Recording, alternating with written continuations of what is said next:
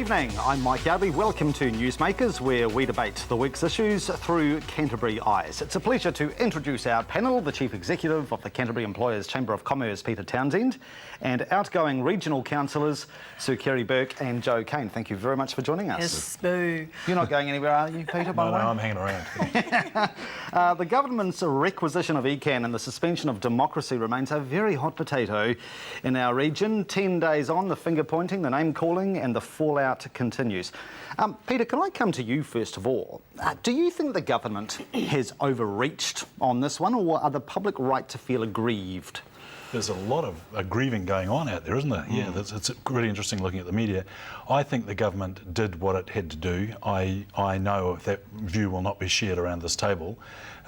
What is important, though, from now on is that we have good processes in place and we get a rapid resolution to this, what can only be described as a mess. So you're okay about democracy being seen to be so dispensable? I'm not okay about democracy being dispensable at all, but every so often you have to make a move at the expense of democracy. The important thing is to get democracy restored as soon as possible. Sure. Just one question before I come to our councillors. Alec Neil has said, and I'm sure you've seen this comment as well, that if the special powers being given to the commissioners had been given to ECAN, that would have arguably sorted a lot of things out. Is that an understandable point of view? It's perfectly understandable, yes, and this government's in power and it chose to take a particular option and it will stand or fall on that option. Do you think the good people of Canterbury are with you or against you? Sir Kerry? Well, I think they're with us in terms of democratic accountability. When you cut away all the nonsense about, oh, my consent took a week too long, or I didn't feel too happy about this condition, or whatever, when you strip all that away, you can lift the debate to the high level of high principle. Canterbury is being asked to pay, but Canterbury's not going to have a say. The most powerful country in the world, the United States, could not do that to its local governments, to its state governments and its city governments, but here it can happen and it's a disgrace. Joe, the Rangitata MP, Joe Goodhue, said in the House last week, quote, "We apologise for this interruption to democracy. Normal transmission will resume as soon as practicable," which sounds a wee bit glib, if I can say so. Do you think, given the well-reported ocean of concerns people have towards the regional council, sometimes an exception has to be made?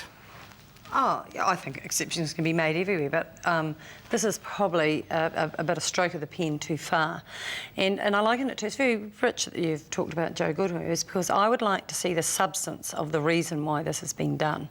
And it hasn't. And one of the things that we did ask for and have asked for a long periods of time was for the type of intervention that they're doing now. And I think that the way I look at it, Kerry talks about democracy. I just look at the principles of people discussing open and honestly around a table what the problems are, and I have seen none of that.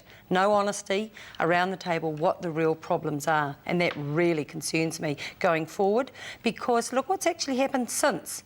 Do you think those mayors are really ready to and willing and able, actually I would say, to actually move forward on this? They will only do it if they get what they want. But they are going to be advisors to the Commissioner. Oh, absolutely. Those bastions within their own...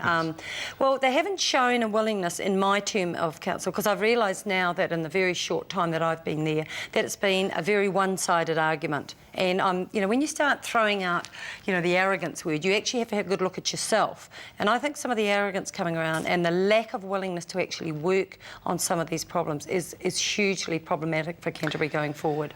The Canterbury Water Management Strategy, Peter, I know that obviously you were on the steering group for that. Still am, yeah. Yeah, absolutely. And if there is one word that seems to be emblematic of that whole strategy, it's collaboration. The spirit of collaboration is its lifeblood.